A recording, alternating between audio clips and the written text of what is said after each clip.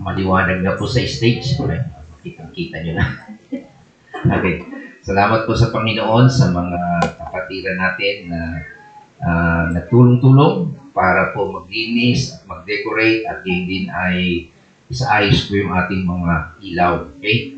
So, sa umagang ito ay ating pong itutuloy ang ating paksa patungkol sa pagtatagumpay ng Christ suffering. Pag pinag-uusapan po ang suffering ay parang hindi maganda sa paningin o sa ating pakiramdam, di ba? Pero dito sa ating pag-aaral ay mayroong tagumpay. Okay? So, ito po yung, kumbaga sa iba ay hindi popular ito at hindi kaakit-akit na mensahe ito. Pero binibigyan natin ng pansin sapagkat ito yung salita ng Diyos at nakita natin ang katotohanan tungkol sa mga salita ng Diyos na binanggit po ni Pedro sa mga mananampalataya sa nung araw na yun, nung panahon na yun, na sila ay talagang dumaranas ng napakahirap na pagsubok o suffering. Okay? Basahin po natin ito sa 1 Peter chapter 3 verse 18 to 22. Minsan pa po ay tayo tumayo at ating pong basahin sabay-sabay sapagkat nire-record po ito kahit man lang yung boses nyo yung marinig. Kung apo ko, pag narinig po yung boses ko, kilala niya, lolo. Okay? Ay, boses lang yan, walang picture. So, kayo din ay marinig yung boses natin sa pag ating review yung ating mensahe. Okay. Sa verse 18, sabi, sapagkat si Kristo na walang kasalanan ay namatay ng misan para sa inyo ng mga makasalanan upang iharap kayo sa Diyos. Siya'y namatay ayon sa laman at muling binuhay ayon sa Espiritu. Sa kagalagayan ito, nagpunta siya at nangaral sa mga Espiritu na binago. Sila, ang mga Espiritu, ayaw sumunod nang sila'y matiyangang hinihintay ng Diyos noong panahon ni Noe. Samantalang ginagawa nito ang malaking barko. Iilang tao, 8 lamang ang nakaligtas sa baha. Ang tubig ay larawan ng bautismo na biyaitas sa inyo ngayon. Ang bautismo ay hindi paglilinis ng dumi ng katawan, kundi isang pangako sa Diyos buhat sa isang malinis na buhi.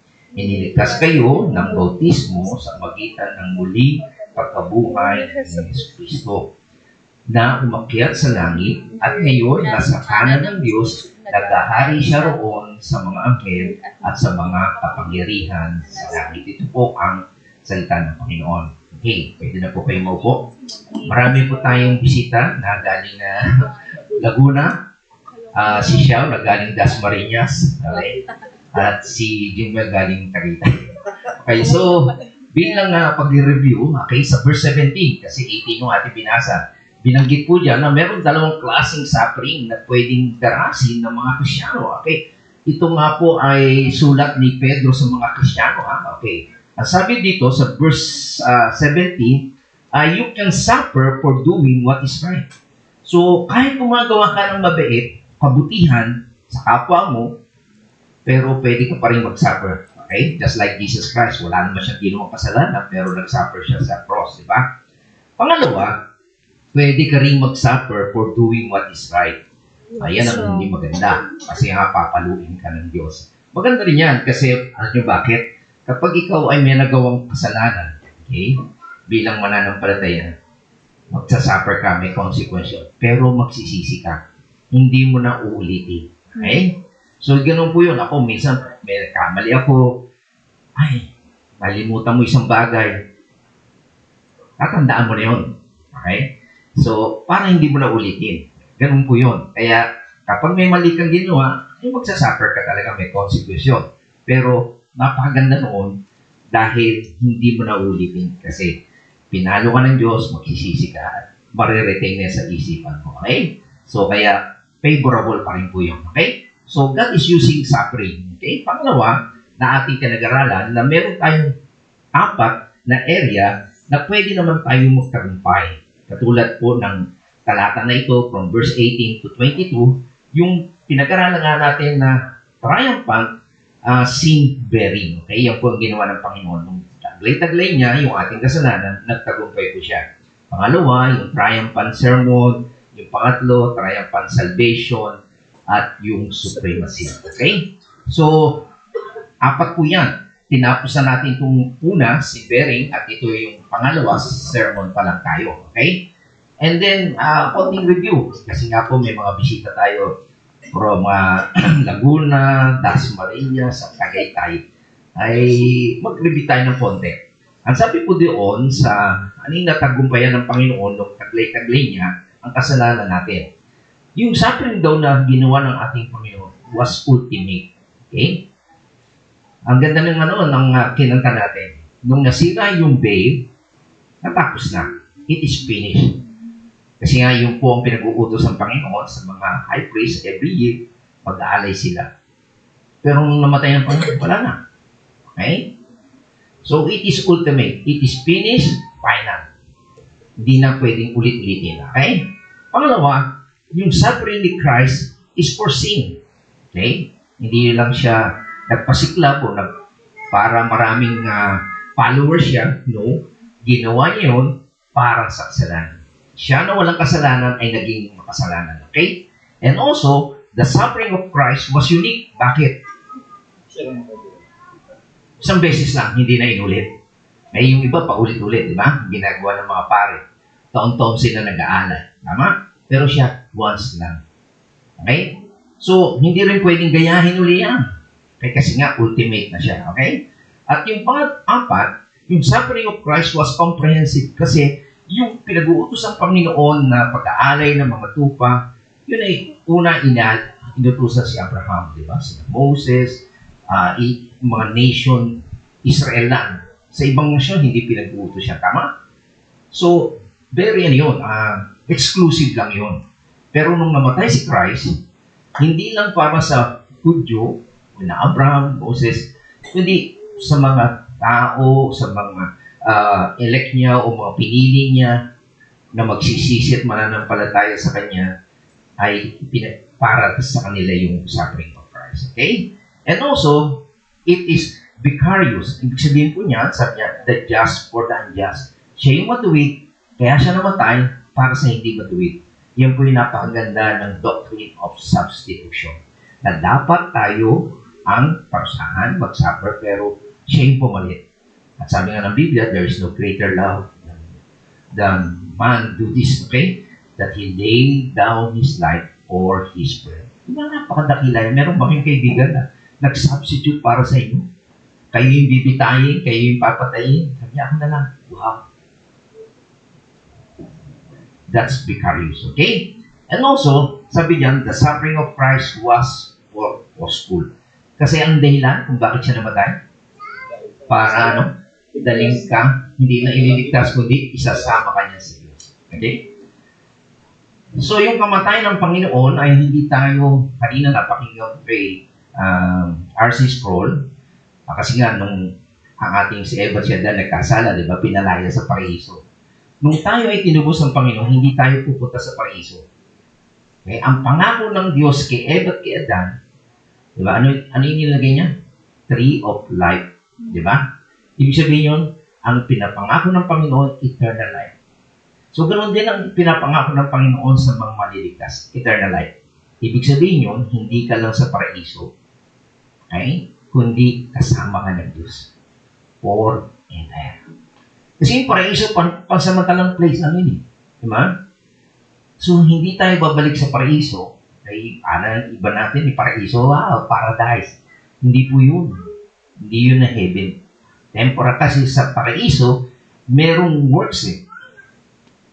Ito, bibigay sa iyo, makakain ka lahat, pero wag lang yung isa. Merong kondisyon eh. At hindi nga nila nagawa eh. Gusto mo bang bumalik sa paraiso na may kondisyon? O hindi. Ang gusto ng Panginoon, dali niya tayo sa Diyos. So yung pangako ng Diyos kay Eva at kay Adan na hindi nila nangyari, okay? Pero ang pangako ng Panginoon ay dali sila. Tree of life eh, di ba? Ang ibig sabihin niya, sa langit. Sa Revelation, meron din gano'n eh, meron tree. Okay? That means eternal life. So, pangako din ng Panginoon sa mga ililigtas niya para bigyan ka ng buhay na. Yun yung ibig sabihin, kasama mo ang Diyos pang-habang tanong. Okay? Napakaganda, di ba? So, dako naman tayo dito sa ating pinag-aralan. Yung pangalawa ay yung the triumphant sermon. Okay? So, yun po yung na-accomplish, the sin-bearing. Napakaganda, tagumpay, di ba? And then, tingnan natin yung pangalawa. Okay? The sermon. Basahin ko na lang yung kulay pula kasi yung first part ng 18 ay makita natin. Sabi dito, siya'y namatay ayon sa laman at muling binuhay ayon sa Espiritu. Ibig sabihin, physically, namatay siya, pero yung kanyang Espiritu, muling binuhay. Okay? Hindi siya natigil. Okay? Maraming tumigil yung physical, napahiwalay yung spiritual. Okay? Pero saan pumunta? Nagpunta siya at nangaral sa mga espiritong nakabilanggo. Okay? So, makita natin, hindi namamatay ang Diyos. Sabihin na taon-taon kasi, namamatay ang Diyos sa aking kaparuan ng iba, di ba? Hindi po namatay ang Diyos. Yung physical niya na tumigil, pero yung espiritu niya, hindi namatay. Okay? Ang tanong, saan pumunta? Saan ka man naroon? Kaya tuloy mo sabi nung, saan ka man naroon pag namatay? No? Very clear sa Biblia, si Jesus Christ nung namatay, saan siya pumunta? He made a proclamation. Nagbigay siya ng sermon. Nag-ngaral siya. Okay? Anong klaseng pangangaral? A triumphant sermon. Okay? Ang verb na ginamit po doon ay to preach or to make proclamation. Hindi po eugenis o ibig sabihin mo noon to preach the gospel. Napakahalaga po ito kasi mayroong mga sekta na nakakalungkot na nangangaral sa mga simenteryo. So alam ko lang, sa amin sa simenteryo, maraming mga pupunta doon, padasal. Ay, dasal-dasal. Pero ito iba, nangangaral ng ebanghelyo sa nakakalungkot na noon. No, nakakalungkot na po yun. So, sana'y ang ginagamit nila itong talatang ito. Kaya napakahalaga po kung papisa-pisa makikita nyo, nagamit tayo ng mga Greek word, okay? Kasi yun po yung konteksto. Okay? So, ang ginamit po doon ay prus, okay? K-R-U-S-S, ibig sabihin, proclamation or to announce a triumph. O magbabalita ka, hindi po mag-evangelize na ginagawa ng ibang mga sekta. Okay? So, anong ginawa niya ulit? He went to proclaim his triumph. Nagtagumpay kasi siya. Okay? Ito po ay, ibig sabihin ng verb na ito, to proclaim victory. Okay? So, kaya makikita natin mga kapatid, sabi na sa inyo, pag tungkol sa suffering, hindi maganda ito. Siguro hindi nyo favorite na topic ito. Pero sana makita ninyo sa kabila ng mga unjust suffering, very common po yan sa tao, okay? Lalo na sa mga mananampalataya, mayroon po tagumpay. Okay? Katulad po ng ating Panginoon. Okay. Ngayon, ang pangalawang tanong ay, kanino siya nagbigay ng announcement? Okay? Sa verse 19, sabi po doon, He made it to the Spirit. Okay? Small letter po yung Spirit na ito. So, sino po ba yung Espiritu na yun? Kung kukumpara po natin sa verse 20, okay? Sabi po doon ay, mayroong pong binanggit doon na person, yung 8 lang person o soul ang naligtas. Tama? So, merong kaibahan yung person o soul kaysa sa spirit. Okay? So, yung 8 person, yung po yung tinatawag na mga kaluluwa. Pero sa context po ng spirit, iba po yun. Okay?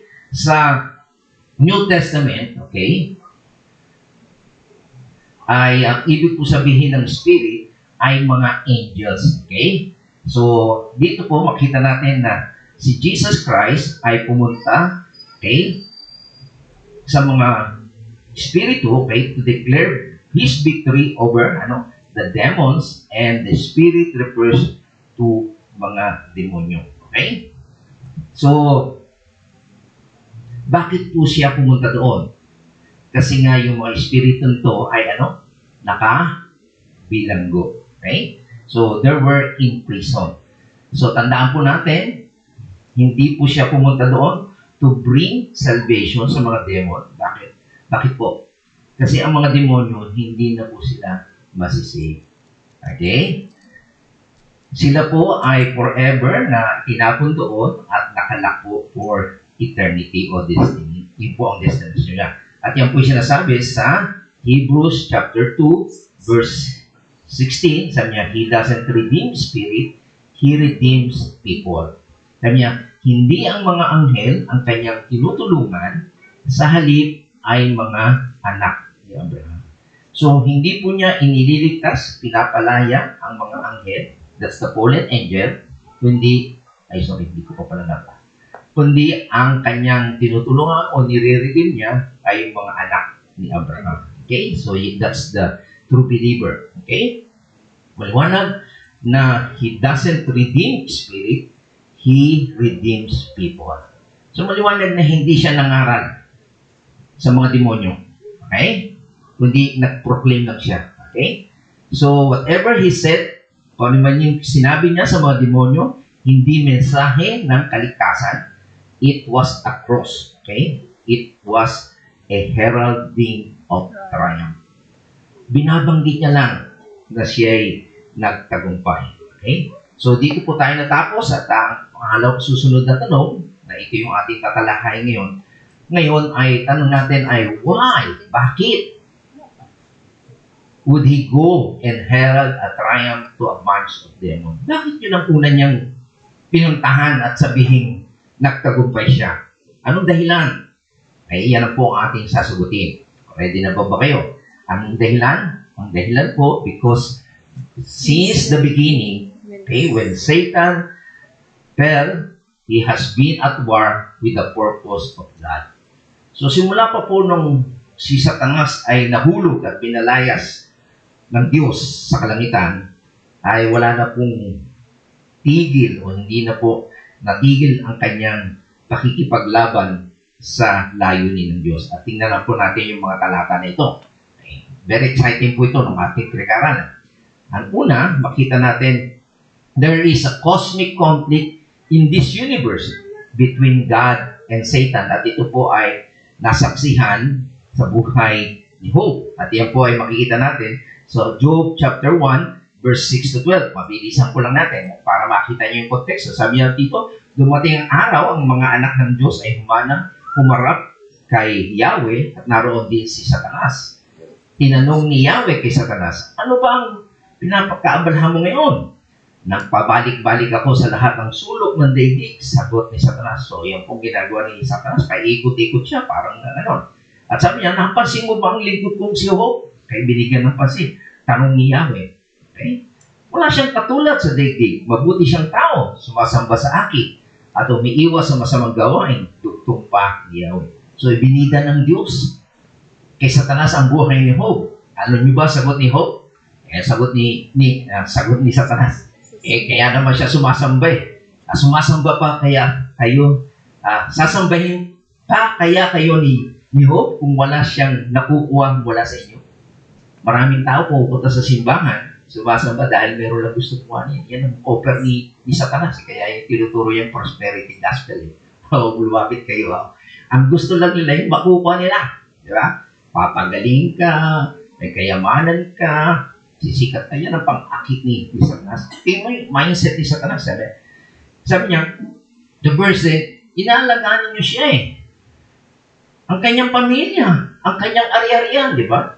Pinagpapala niyo ang lahat ng kanyang gawin at halos punin niyo ang kanyang kayamanan, ang buong lupain. So, kita niyo tungkol sa prosperity, di ba? Tama. Maraming tao ganyan Eto naman sabi ng Panginoon. O sige, subukan mo. Alisin ang lahat ng sa buhay niya at harapin niya kayong susumpain. Okay? Kita niya So, yun ang ang deal ni Satanas sa Panginoon. At sabi naman ng Panginoon ni Yahweh kay Satanas, kung kayo, gawin mo lahat ang gusto mong gawin sa kanya. Huwag mo lamang siyang sasaktan at umalis si Satanas sa harapan niya. So, kita niyo yung conflict. Diba? And then, makikita niyo lang yung mindset ni Satanas. Marami yan ang ino-offer niya. And sometimes he is using religion. Bigay yung prosper. Tanggalin mo yan. Okay? Maraming Napanood ko sa YouTube, maraming pupunta sa mga mega church, pero nung nag-pandemya, naubos sila. Hindi na sila bumalik. Nawala na yung sinasabing prosperity, kaya lang sila masaya. Dahil may music, may ganun tugtugan, mga pagagandang ilaw. Pero nung nag-pandemya, wala na. Hindi na. Alright? At saka akala lang, laging saya lang eh. Hindi sila sanay na merong mga suffering. Kasi marami namamatay, di ba? Tama. O somebody, bisa kamag-anak mo namatay, nagkasakit. Para nagtampo ka na. So yun yung sabi ni Hope. Kaya lang sila sumasamba dahil meron pang nakuha sa kanya. Pero ang tunay na mananampalataya, kahit mawala yun, they will continue. Naintindihan niyo ba yan? Okay. Pangalawa, there is also a conflict between the holy angels and the fallen angels na witness po ni Daniel niya. At sa Daniel chapter 10, verse 30, sabi niya, ngunit pinigilan ako ng pinuno ng kaharian ng Persia. Okay? Ang tinutukoy po dito ay si Satanas sa loob ng 21 araw hanggang sa dumating si Miguel, the archangel, isang pinuno na sumlolo sa akin sapagkat naiwan ko ako ng mag-isa kasama ang hari ng Persia. Okay? At ito po yung prophecy na makikita natin sa Revelation 12 verse 7 to 9. Sabi dito, pagkaraan ito, nagkaroon ng digmaan sa langit, pinamumunuan ni Miguel. Si Miguel po yung archangel. Siya ng warrior. Si Gabriel, taga-announce yan. Okay? Sabi niya, ang kanyang anghel sa pakikipaglaban sa dragon at sa mga kampo nito. Ito yung general ng Diyos. Anong nangyari sa labanan? Nanalo ba ang anghel ng Diyos o natalo? Sabi, natalo ang dragon, si Satanas, at ang kanyang mga kampo at pinalay siya sa langit. Itinapon ng dambuhan ng dragon ang matatandang ahas na tiniwalag na Diablo at si Satanas na nagdaraya sa buong sanglibutan. Itinapon siya sa lupa kasama ang lahat ng kanyang mga kampo. So si Satanas, okay, ang kampo niya, sabi ay 1/3 kung 900 million, okay, 300 million kasama ni Satanas. Tama niyo? And then, ano pa? Diyan makikita natin, yan si Miguel, okay, ang anghel, nakipagtalo sa Diablo. Kasi yung bangkay ni Moses, gustong hanapin. Inilihim talaga yun. Okay? So, meron talagang labanan na. Okay? And then yung pangatlo, makikita natin, there is a tremendous conflict between the great, mighty angel of God and the prince of Tyre. Ang tinutukoy pong prinsipe ng Tyre ay walang iba kundi ang demonyo. Tingnan nyo ha, pakaganda po ito. Very familiar po ito. Basahin na natin. Ito yung prophecy ni Ezekiel. Sabi niya, Ezekiel, anak ng tao, tangisan mo ang sasapitin ng hari ng Tiro. Sabihin mong ito ang ipinasasabi ko. Ikaw ay larawan ng kasandalan. Okay? Perfectness. Puspos ng kaalaman. At alam mo, ang ganda mo'y walang kapintasan. Eh, yan ang gusto ng maraming tao. Maging maganda ang buhay niya, marami siyang kaalaman, at wala siyang kapintasan. Sabi sa verse 13, tulad mo'y nasa paraiso ng Diyos, sa hardin ng Eden, nababalot ka ng iba't ibang uri ng batong mamahalin. Sardiyo, topaz, diamante, nagniningning, berilyo, ononse, at jasper na walang kahambing, sapiro, esmeralda, at karbungko, ginto ang iyong engkasto, at ang pagkaukit nito dito ay inihanda noong una pa nang isilang ka sa mundong ito. Parang si anak na. Sabi niya sa verse 14, sabi niya, kerubin ang itinalaga kong magbabantay sa iyo. Nasa tuktukan ng aking banal na bundok, ang nilalakaran mo yung mga batong kumikinan. Sabi niya, ano pang pagka-describe sa kanya? Wala kang kapintasan mula nang isilang ka sa mundo hanggang sa mahisipan mong mamuhay sa kasamaan. Nung nilikha ng Diyos ang mga anghel, si Lucifer, perfect po yan. Kaya lang, naisipan niyang mamuhay sa kasamaan. At ito pa, nang lumakas ang halakal mo, yung business mo, nagtagumpay, kaya minsan, pag umasenso ka na, nalilimutan mo na ang Diyos. Natuto ang sumuway at namuhay sa kasalanan. Imamali. Kaya ipinagtabuyan ka mula sa aking banal na bundok. Pinalayas ka ng kerubin sa kinatatuyong mong mga batong kumikinang. Ano pa sabi sa verse 17? Naging palalo, yumabang. At dahil sa iyong kagandahan. Isang pag maganda ka, yumayabang ka. Ginamit mo ang kasamaan, ang iyong karunungan. Kita mo, itong matalino pero ginagamit sa kasamaan para mapatatag ang iyong katayuan. To elevate yung kanyang status. Anong ginawa ng Panginoon? Kaya ibinaksa kita sa lupa upang maging babala sa ibang mga bansa. This is a warning yung ginawa ng Diyos sa mga demonyo. Napansin niyo ba? Ganyan ang ginagawa ng demonyo ngayon sa mga tao. Kung ano yung ginawa niya sa harapan ng Diyos, ganyan din ang kanyang ginagawa. Okay? So, makikita natin, there is really a spiritual warfare na mayroong spiritual level kay Satanas, sa mga demonyo niya, na talagang gusto nilang i-destroy ang layunin ng Diyos tungkol kay Kristo. Kaya mula pa po sa simula, ano sabi po sa Genesis 3 verse 15, ito po yung unang prophecy, sabi niya, kayo ng babae, aking pag-aawayin, binhi niya'y lagi kong paglalabanin. Ang binhi niya ang duduro sa iyong ulo at sa sakong niya ay ikaw ang tutulaw. So ito po yung prophecy na ipapanganak ng isang birhen, walang iba kundi si Jesus Christ, at ang tatalo sa ahas ay walang iba kundi si Jesus Christ. Kaya nung nalaman ni Satanas yun, wala na siyang ginawa. From the Old Testament, pakita natin, talagang sinubukan niya na sirain ang Messianic line sa linya. Kasi prophecy yan mula kay Abraham, kay Isaac, di ba? Hindi kay, ano pangalan na naman, si Ismael, hindi, di ba?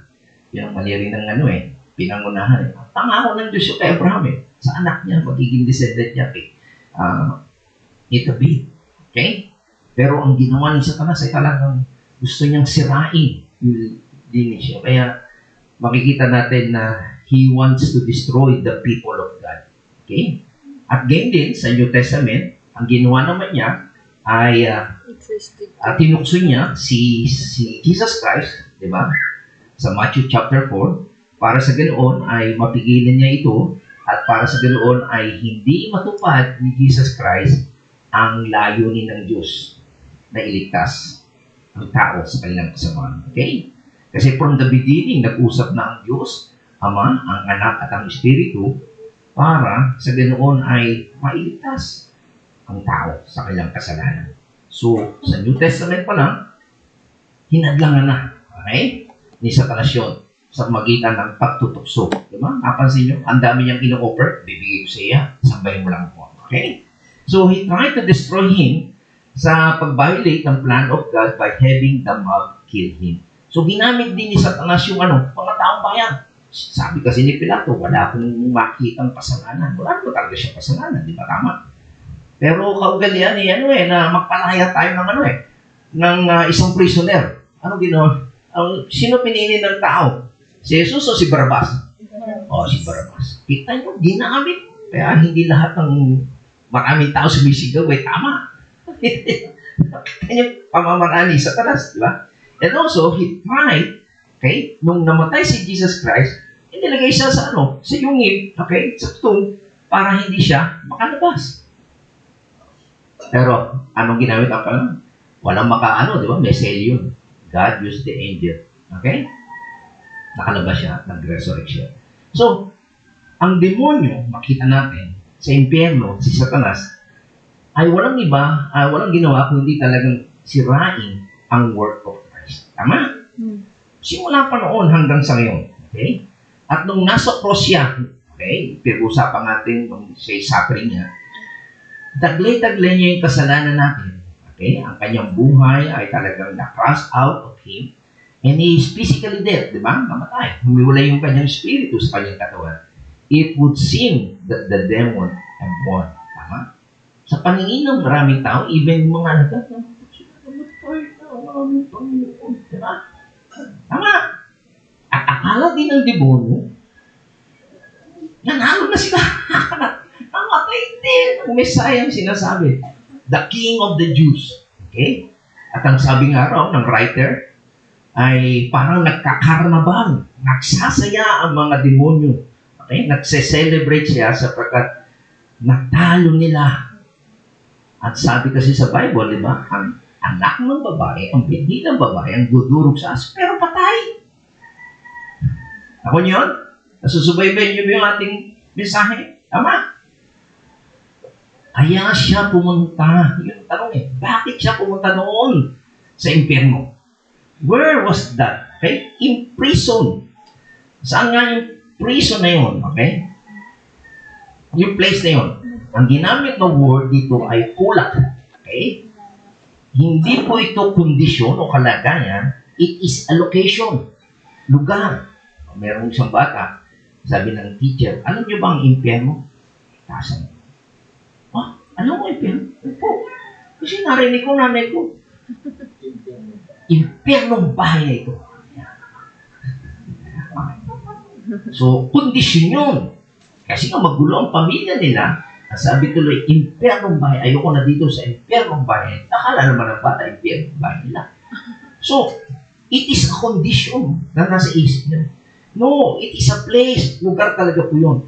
It is the actual location, not some conditions of being imprisoned in sin. Okay? Hindi rin yun nasa kulungan ka na naka-imprison ka dahil sa kasalanan mo. It is really a place. Ito ay place na kung saan naandoon ang demonyo at nakakulong at hindi po sila makaligoy-ligoy. Okay? Hindi kagaya ng panahon ni Hope, di ba? Nagliligoy-ligoy sila. Malaya silang lumiligoy. Tama po ba? Pero ito, nakulong siya. Okay?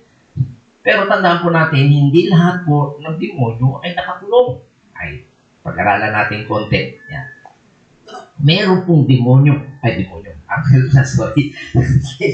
Meron anghel na tinatawag na holy. Diba? Sina Gabriel, ano nga ba to? Si Michael, di ba? Sila ang mga holy and elect. Pero meron din tinatawag na fallen. Okay? Kaya dito sabi sa Bible, 2/3 dito, ito 1/3. Okay? Tapos doon sa mga nahulog o fallen angel, merong nakakawala at merong nakakulong. At doon sa mga nakakulong, merong tinatawag na temporarily and permanently. Ano po ba yun? Okay?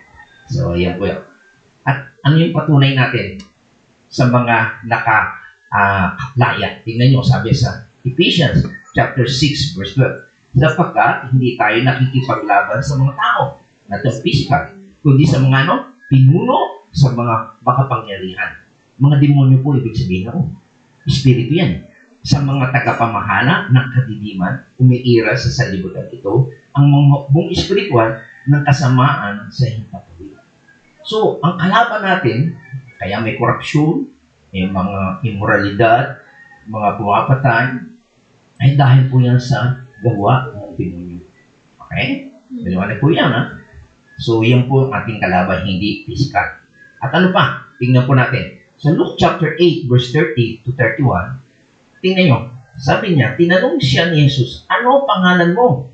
Doon sa nadedemon possess. Ang sagot ng demonyo, pulutog.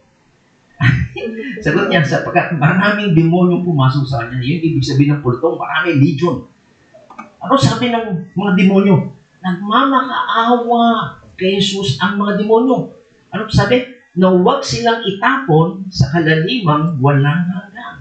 So ito yung mga loose na anghel, ayaw nila na pumunta doon sa mga permanently bound na sa prison. Naintindihan niyo? Ayaw nila.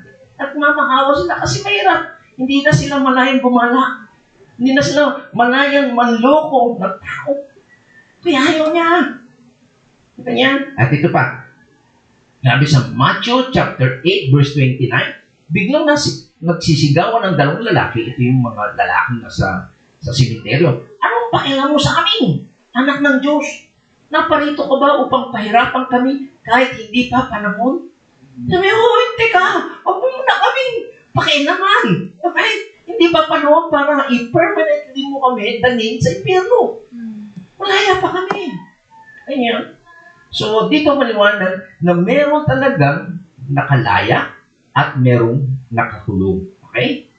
Pero makikita natin sa attitudes at sa mga salita ng mga demonyo itong nakalaya, ayaw nila doon sa impyerno. Masaklap. Mahirap doon. Hindi sila makagala. Nakakulong sila. Naranasin nyo na bang makulong? Di ba? Hindi ka makalabas. Yung si Sammy, makulong na sa kwarto. Ayaw na. Labas na labas. Gusto niya. Di ba? Yung makulong na kayo sa bahay nyo. Hindi pa naman kayo nahihirapan. Yung hindi ka makalaya, hindi ka makalagala. Di ba? So makita natin itong mga demonyo ito. Kaya nila ayaw kasi hindi sila makapanloko sa mundo. Hindi sila makakurap. Diba? Ay yung dahilan eh. Hindi sila makalabang sa mga holy angels. Hindi na sila makagalaw para ika nga ay awatin o pigilan ang layunin ng Diyos. Nagalit sila sa Diyos. Ay makikita nyo attitude, naparito ka ba upang pahirapan kami kahit hindi pa panahon? It's not time. Okay? Yan kasi ang may final na talagang lahat sila ikukulong pero meron pang nakalaya. Ano nung tanong, saan sila dadalhin? Sabi niya, ng mga demonyo, don't send us to the abusos. Yung po ang ginamit ni Luke, okay, na salita, ang ibig ko sabihin ito, the prison of disobedient spirit. Ito ay kulungan ng mga swai o matitigas sa ulo. Ay ayaw sumunod.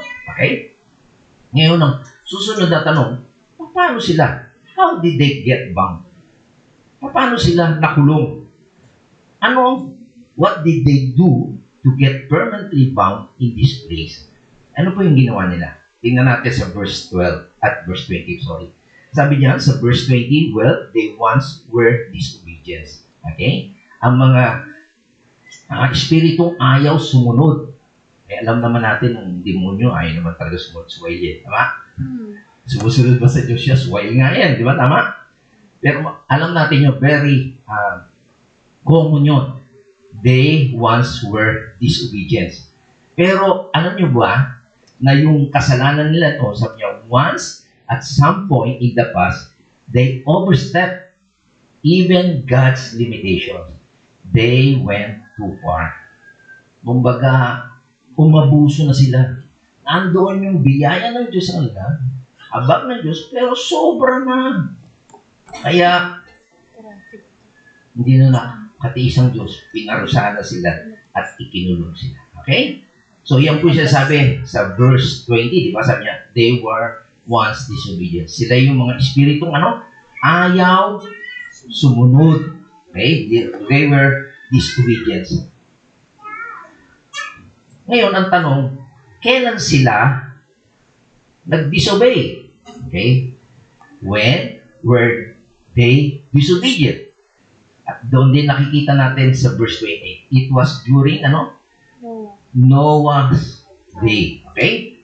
So, tandaan po natin, saan nagsimula yung prison na yun? So, sabi yan, there is a prison filled with bound demons. Okay?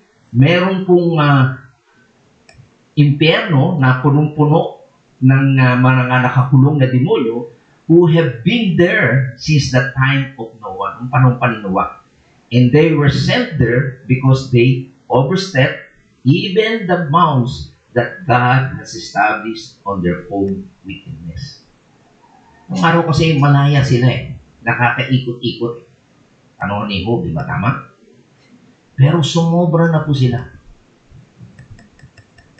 Kaya ikinulong po sila. Okay. Pag-usapan natin yung panahon ni Noe. Di ba? Pag sinabing kay Noe, meron boat. Tama, no? Pag si David, may gulaya. Di ba? May isang gano'n, di ba? Ano ba yung ark? It was, a boat. Ano ba yung boat? Sakayan, di ba? Saan yun? Sa tubig, di ba? Saan ba niya ginawa yun? Sa bundok. Wala pa ulan noon. There's no rain. There's no blood. Tataka sila. Ano yun? Di ba? Sabi niya, sira ulo. Tandang ulo. Di ba? Ano bang purpose talaga ng boat? Okay? Ang unang purpose ng boat ay hindi talaga, di ba, ang alam na natin ng boat, parang sandata, tama? Mga taga-bundok, mga wala dito, mga taga-Batangas, nagagawa ba kayo ng boat sa Batangas? Di ba? Hindi. Di ba kayo dito sa Bacoor? Pwede, no? Tama, no? Pero ano ba yung talagang main purpose niya? Okay? Ano ba yung object lesson ng boat? Ang ilustrasyon niya, ginamit.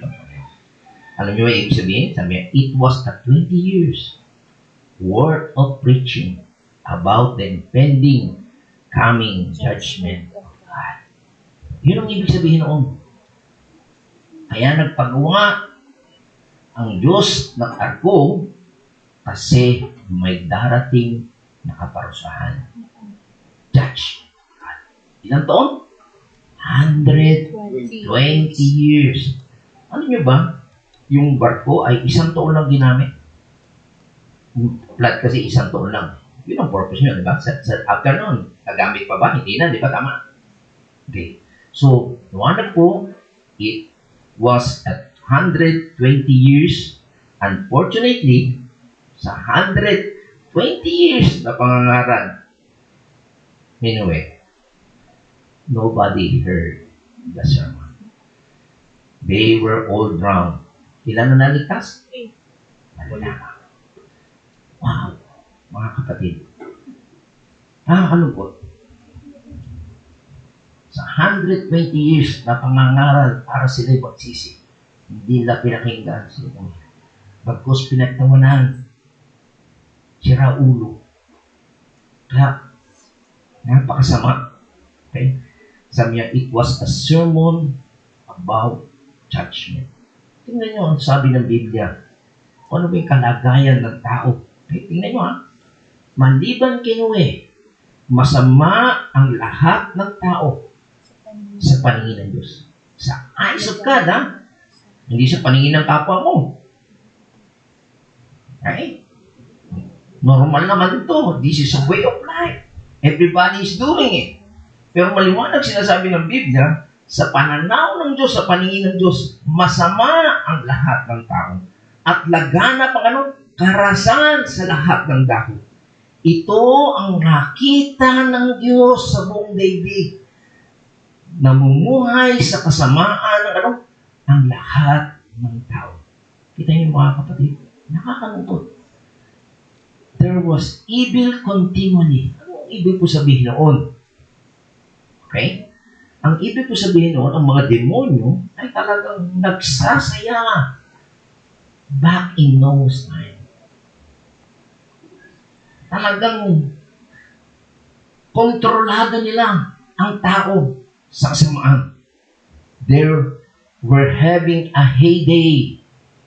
Nagsasaya sila. Nagagawa nila kung anong gusto nila. Kasi nga malaya sila noon.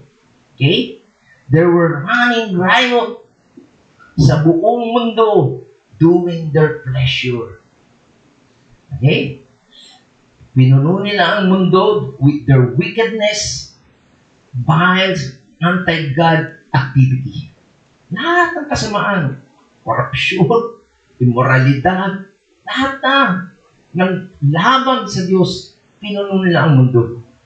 And this is the reason why God has to throne to put. Hindi niyo kung bakit ginawa ng Panginoon? Kasi nga sa gawain ng demonyo na na-influensya nila ang mga tao. At sabi po ng isang commentator, sabi niya, nung panahon daw ni Noe, yung mga kasabay nila were notorious, wicked, napakasama. At sila ay naging agent ng mga demonic spirit in their rebellion against God. Naging magsit sila laban sa Diyos. There is no other time in history in which the conflict between faith and unbelief, obedience and disobedience, was as pronounced as in the day of Noah. The rebellious spirit served to control the human race with exemptions of Noah and his family. Talagang naghimagsik sila laban sa Diyos. Okay? So, makita na po natin dito ang mga demonyo They literally possess the whole earth. Kahit 120 years ng preaching ni Noe para sa sila yung magsisi, walang nakin. Ganong katindi ang impluensya ng demonyo sa buhay nila. Imagine ang kasamaan ng mundo noon. At by the way, sa muling pagbabalik ng Panginoon, hindi na nga gugunaw, di ba? Kaya nga po may rainbow. Tama? Hindi na nga po gugunawin ng Diyos sa magitan ng tubig, kundi sa magitan ng ano? Ng apoy. Kaya ang sabi dito, the earth will return to that extreme wickedness. Ulitin natin, ano yung nangyari sa panahon noon? Dinuwi. Ano nangyari? Masama ang lahat ng tao. Saan? Sa paningin ng Diyos. Naghanap ang kaharasan sa lahat ng tao. Tama? Ito ang kalagayang nakita ng Diyos. Sa perspective ng Diyos to, ang buong daigdig na muhay sa kasamaan. Tingnan natin, ano sabi sa Matthew sa pagdating ng Panginoon. Tingnan nyo, ang pagdating ng anak ng tao, babalik muli si Jesus Christ. Ano sabi? Tulad sa pagdating ng baha noong panahon ni Noe. Okay? Ano ginagawa ng mga tao noon? Verse 38, ng mga araw na yun, bago bumha, ang mga tao yan, nagsisikain. Masama ba ang kumain? Hindi, normal yan. Lahat tayo nakain eh. Tama, no? Nagiinuman. Ay, hindi naman lahat sa lasinggero. Baka tubig naman to. O naman, baka siguro naglalasing. O yun, hindi normal yan. Pero para sa kanila, normal yun. Tama? Nagsisipag-asawa. Normal yan, di ba? Tama? Hanggang sa pumasok si Noe sa world. Hindi nila namalayan nang nangyari hanggang sa dumating ang baha at tinangay silang lahat. Gayon man ang mangyayari sa pagdating ng anak ng tao. Pero kung sabi doon sa kanina, masamang tao. Ibig sabihin, yung pagkain nila, yung pag-inom nila, pag-aasawa nila, it's very normal para sa kanila na gumawa ng kasamaan. Okay? So, again, so panahon nga ni Noe ay talaga makita natin na nagsaya ang mga demonyo, okay? At kinurap nila ang tao, ang buong mundo, kaya nalunod ang buong creation except for 8 people. Kasi nga, nag-overstep sila. Sumobra na. Okay? Ang ginawa nila nung panahon ni Noah. Kaya siya, yung mga demonyo noon, ay sila nilagay sa impyerno o sa prison. Pero tandaan po natin, yung sinusulatan ni Pedro, okay? Familiar po sila sa mga spirit in prison. Okay? Pansin natin, bakit? Okay? Yan, nabanggit natin kanina na now, where are all demons put in prison? Yung tanong, ang lahat ba ng mga demonyo ay nakulong? Ang sagot po ay hindi. Because some are still nakalaya. Okay? Nakalus pa rin sila. At titingnan natin yan sa 2 Peter. Tingnan nyo inulit. Nasa 1 Peter tayo, di ba? Pero makikita nyo, inulit-ulit ni Peter sa kanyang pangalawang sulat kasi makikita natin, familiar nga sila sa mga espiritong nakakulong. Sabi niya, hindi pinatawad ng Diyos ang mga anghel na nagkasala. Okay? Sila itinapon sa impyerno kung sila ginapos sa diliman upang doon hintayin ang araw ng paghuhukom. Okay? So talagang may judgment na ginawa ng Diyos sa mga anghel na ayos munod. Dinala sila sa impyerno. Dahil sa kasalanan ng tao noong unang panahon, ginunaw ng Diyos ang daigdig sa pagitan ng baha. Okay? Wala silang iniligtas maliban ni Noe na nangaral tungkol sa matuwid na pamumuhay at ang 7 niyang kasama. So maliwanag dito, noong panahon pa ni Noe, nangyari yung impyerno na mga demonyo ikinulong. Tama? Okay, ito pa, meron pang dagdag si Pedro. Okay, bukod doon kay Noe. Ito pa yung pangalawa. Sinumpa at tinupok ng Diyos ang mga lungsod ng Sodom at Gomorrah. Apoy naman to, no? Tama po ba? Upang maging babala na naman sa masama tungkol sa kanilang kasasakitan. At sabi niya doon sa verse 7, iniligtas ng Diyos, sino? Si Lot, isang taong matuwid na lubhang namigati dahil sa mga kalayang ginawa ng masasama noong panahon niyon. Okay? So, makikita natin dito yung tinatawag na mga fallen angels na ito ay talagang sumobra na sa panahon ni Noe at ng panahon ni Sodom and Gomorrah o sa panahon ni Lot, di ba? Kaya dito, may binanggit din diyan sa verse 6, 2 Peter chapter 2, ay, Illustration. 2 Peter 2. tama. Chapter 2, 2 Peter, meron 2 judgment. Okay? Makita natin dito, yung hatol, the condemnations of the cities of Sodom and Gomorrah. Ano yung hatol? They were judged. Okay? Hinatulan sila. Sinunog. Tama po ba? Okay? Pero ano ginawa naman kay Lot? Okay? Siya ay iniligtas. Tama? Oh, by the way, alam niyo yung story niya, bakit siya napapunta doon? Kasi si Abraham, tiyo niya. Tama? Nag-away sila. Sabi, mamili ka ha, kung saan gusto mo. Ang pinili ni Lot ay yung Sodom and Gomorrah.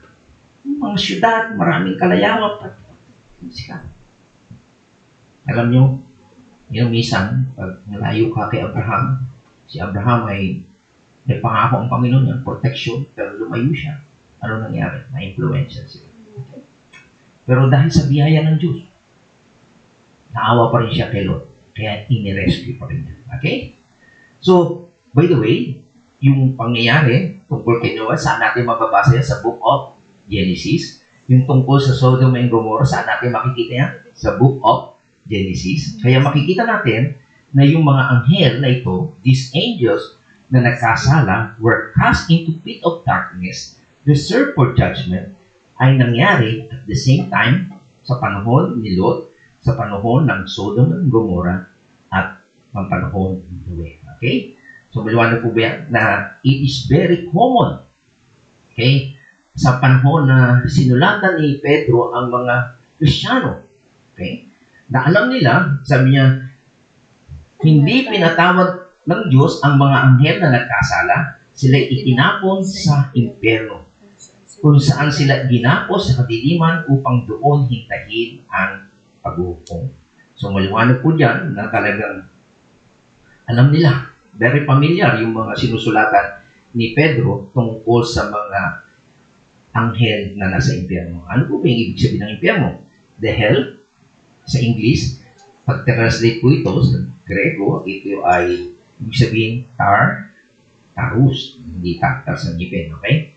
Sa Greek mythology, they were used to describe subterranean abyss in which rebellious God were punished. Okay? Sa Judaism naman, the word was taken over in Judaism and it was used to refer to the prisons of the fallen angel. Okay? So, alam po ng mga Hudyo yan. At by the way, there is a book na tinatawag na The Book of Enoch. Ito po ay non-biblical but Asian book. Si Enoch, alam po natin ay nasa lahi yan. At makita natin dyan na sa Jude, verse 14, ay nabanggit yan tungkol sa Book of Enoch. Sabi, tungkol din sa kanya ang pahayag ni Enoch. Nakabilang sa ikapitong saling lahi mula kay Adan. Okay? So, yung si Enoch po ay ika-7th generation. Tingnan ninyo, dumating na ang Panginoon kasama ang kanyang libu-libong mga anghel. At may binanggit din po siya sa verse 6 to 7. Tingnan nyo, ang ganda. Alalahanin din ninyo ang mga anghel na hindi nananatili sa kanyang dating kalagayan at kapangyarihan. Okay? So, binanggit talaga sa Biblia at lalo na doon sa Book of Enoch, bagamat non-biblical, okay? Hindi, wala siya sa Bible, pero alam nila, sa history nila, na meron talagang naisulat tungkol sa anghel na nakakulong. Okay? Sino itong mga anghel to? Sabi, hindi nanatili sa kanilang dating kalagayan at kapangyarihan. Sa halip ay iniwan nila ang kanilang tahanan, kaya sila ginapos ng Diyos na hindi mapatit na tanikadapit. At ibinanggo sa punsod ng kadiliman. So, bottom pit, tanikala pa tayo. Nakakulong ka na, tapos may tanikala ka pa, di ba? Hanggang sa salihatulan sa dakilang araw ng paghukom. Alalahanin din ninyo, okay, binabanggitan naman to, Sodom at Gomorrah, ang mga karatig lungsod, ay nalulun saan? sa kahalayan at di pangkaraniwang pagnanasa ng laman. Kaya't sila'y pinarusahan sa apoy na hindi namamatay bilang babala. Okay. So kanina, ang tanong ay, ang lahat ba ng mga demonyo ay nandoon sa impyerno? Di ba hindi? God didn't send all of them there. Ngayon ang tanong, sino yun? Di na nandoon. Di ba? Tama. Okay. Which one did he send? Ayan, titingnan natin dyan sa verse 6 and 7 ng Jude. Ang sabi dyan, the angels who did not keep their own domain but abandoned their proper abode, he has kept in eternal chain. So, yun po daw. Okay? Yung mga hindi nanatili sa kanilang domain o sariling kalagayan, yun po yung umalis. Di ba? Saan ba kalagayan ng anghel dati? Sa langit. Umalis sila eh. Fallen angel nga sila, di ba? So, yun po yun. Okay? And then, they were permanently bound. Di ba? So, ganon din po yung makikita natin sa verse 7. May binanggit din po yan tungkol sa Sodom and Gomorrah. Okay? The angels who didn't keep their domain but abandoned their proper abode were kept in chain. Okay? Ngayon, tingnan natin, ano yung specific na kasalanan nila? Okay? Was the specific sin ng mga demonyo ito? They didn't keep their own domain. So, kung nasa langit sila, umalis sila doon eh. Ayaw nila doon. Okay? So, inabandon nila yung proper abode nila, katulad ng sa Sodom and Gomorrah, sa syudad, since they were the same. Okay? Na sinasabi na ang demonyo, the same as Sodom and Gomorrah. Ano yung kasalanan nila? Ng Sodom and Gomorrah? Immorality. Porneia or pornography, they indulge in gross immorality. Anong klaseng immoralidad? They went after what? Ano sabi? Anong gusto nila? Mga strange flesh. Ang istorya po niyan ay nasa Genesis chapter 19 verse 1 to 11. Bilisan natin yung istorya. Alam natin na sa Sodom and Gomorrah may dalawang anghel. Okay, pumunta kay Lot. Okay, nakapagkita siya, tumayo si Lot at sinalubong, nagpatira pa siya sa harapan. Sabi niya, mga Ginoo, ganyan. Inanyahan ko po kayo sa amin. Doon po kayo magbukas ng magpalipas ng bukas. Bukas ang umaga, kayo magtuloy ng paglalakbay. Muna sumagot yung anghel, wag na, dito na lang kami. Sana magpapalipas natin. Ngunit pinilit siya, ang mga ito'y sumama rin sa kanya, nagluto si Lot ng tinapay at walang pangpaalsa hanggang sa masarap na hapunan ay kumain sila. Okay? So yung bisita ni Lot na anghel, dalawa. Nang matutulog na sila, ano nangyari? Pinaligiran sila ng mga lalaking taga-sumunod, mga bakla. Ang kanyang bahay. Sabi, lahat ng kalalakihan ng Luzon, kita nyo mga bakla. Bata at matanda ay naroon. Imagine yan. At anong ginawa niya? Pasidongin ng tinanong si Lot, nasaan ang panauhin mong lalaki? Ilabas mo, makikipagtalik kami sa kanila. Imagine. Karapal. Gabing-gabi na. Ingay-ingay pa. Lumabas si Lot at isinara ang pinto. Tingnan nyo. Sinabi niya sa mga tao, huwag kayong mga kaibigan napakasama ng gagawin ninyo yan. Sabi niya, ako'y may dalawang anak. Imagine nyo, napakasama ng influensya. Di mo anak na lang ibibigay niya. Huwag lang yung iligtas niya ng dalawang anghel. Sabi, sila na lang ibibigay ko sa inyo at gagawin ninyo ang kanyang gusto mo. Huwag lamang inyong galawin ng mga lalaki ito. Mga panaunin ko sila na dapat ko silang ingatan. Siyempre, ano mo? Pero ano nangyari? Sumigaw sila. Huwag kang makialam, dayuhan. Siya, dayuhan lang, di ba sila? Sino kang magtuturo sa amin ng aming gagawin? Tumabi ka. Huwag mong masaktan ng higit. Kung ayaw mong masaktan ng higit kaysa sa mga, itinulak nila si Lot at tinangkang wasakin ang pinto. Nagwawala na itong mga bakla na itong. Ngunit hinagtak siya ng kanyang mga panauhin at isinara ang pinto. Okay? Niligtas siya ng anghel. At sabi sa verse 11, pagkatapos anong ginawa ng anghel? Binulat sila nila ang mga tao sa labas, kaya hindi na makita ang mga ito ng pintuan. Binulag na, pero nagpapakulang mga well talaga. Yan ang kasalanan ng mga demonyo na yun. Very strange. Grabe. Natin yun? Wow. They were driven by their lust. Okay? So makikita natin dito yung mga anghel na ito, kaya po sila itinapon ng Diyos doon sa dagatang apoy, sa impyerno, ay dahil nga po dito, nagwawala na sila. They were going after a strange flesh, heteros flesh, a different kind of flesh. They literally lasted after the angel. Anghel na ngayon. Okay?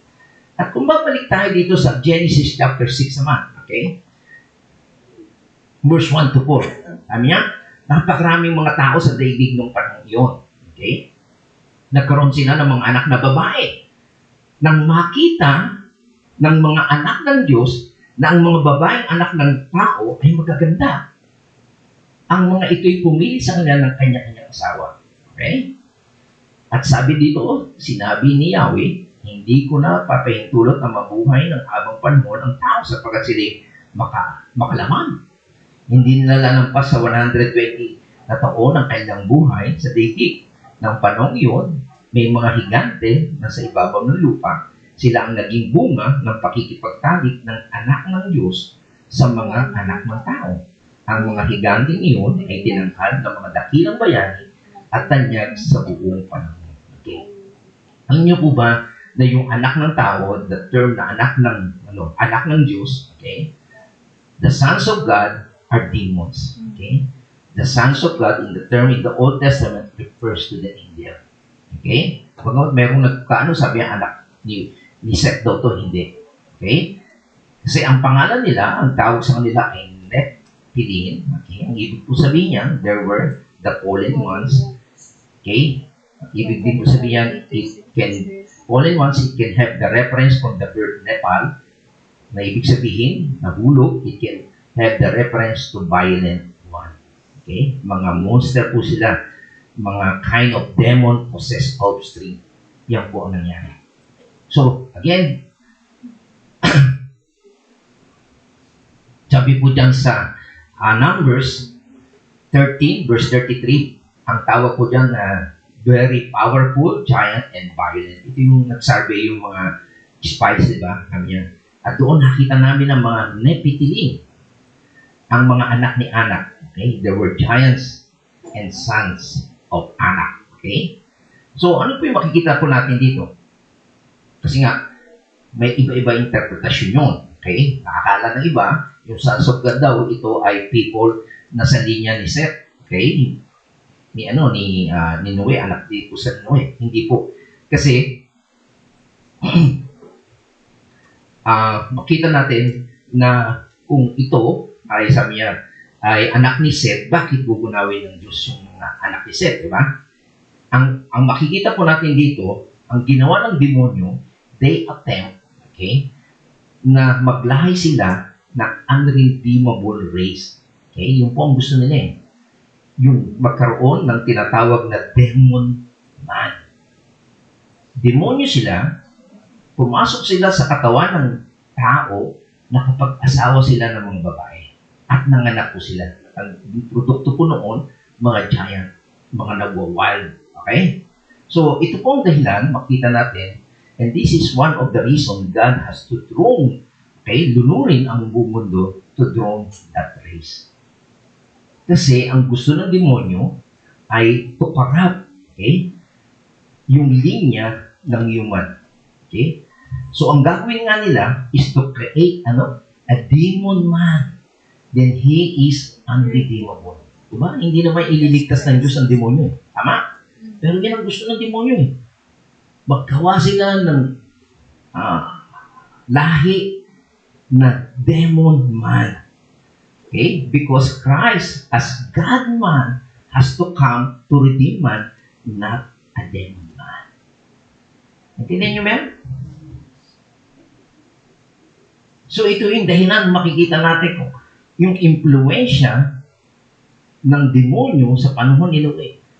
Okay? nakipag-asawa sila sa mga babae at nag-produce sila ng demon man. Okay? Yung mga lahi ni Anak, yung mga higante. Kasi ang dahilan nila, they want to pollute the human stream to make it unredeemable para hindi niya mailigtas ng Diyos ang tao.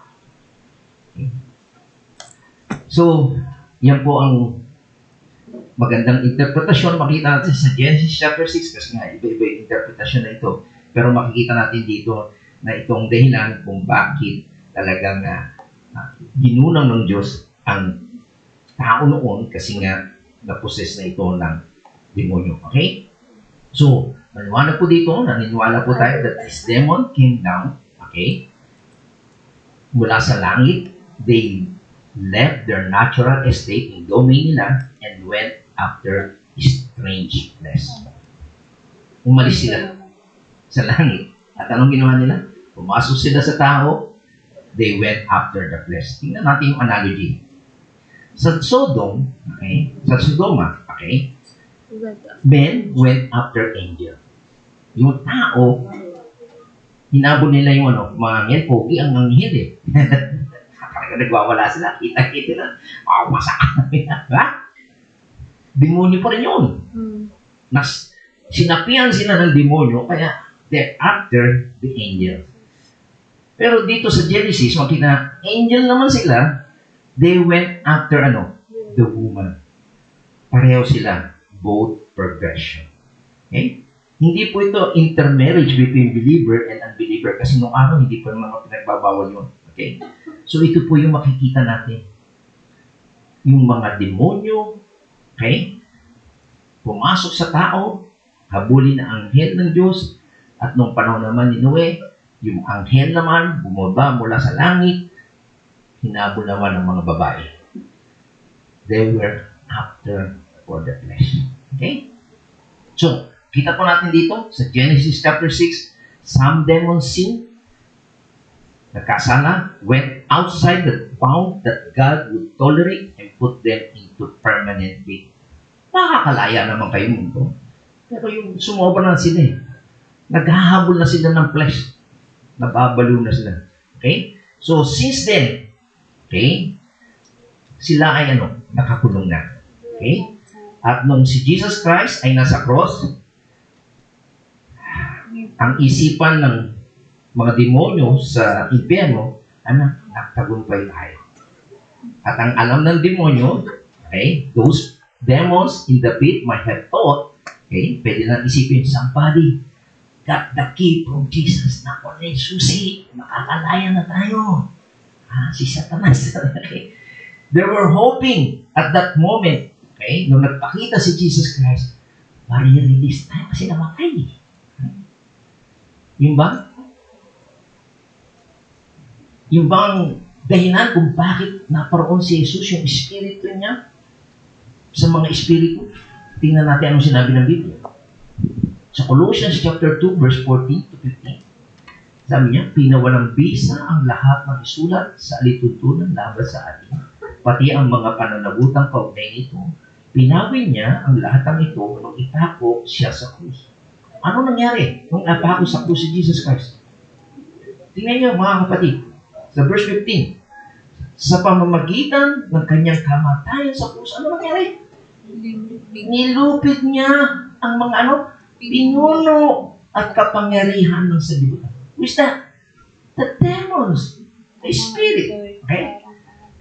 Ang mga ito'y mga bihag na kanyang ipinaparada sa madla bilang katunayan ng kanyang pagtatagumpay. Ang mga general, mga hari, kapag nanalo sa victory, sa gera, ipinaparada nila ang mga bihag nila. So mga kapatid, hindi talunan si Jesus Christ nung namatay sa krus, mga kapatid. Kita niyo? So yung mga demonyo, makikita natin, akala nila, nagtagumpay sila, they were wrong.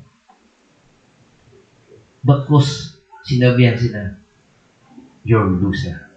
Talo ka. So mga kapatid, this is the lessons na makikita natin.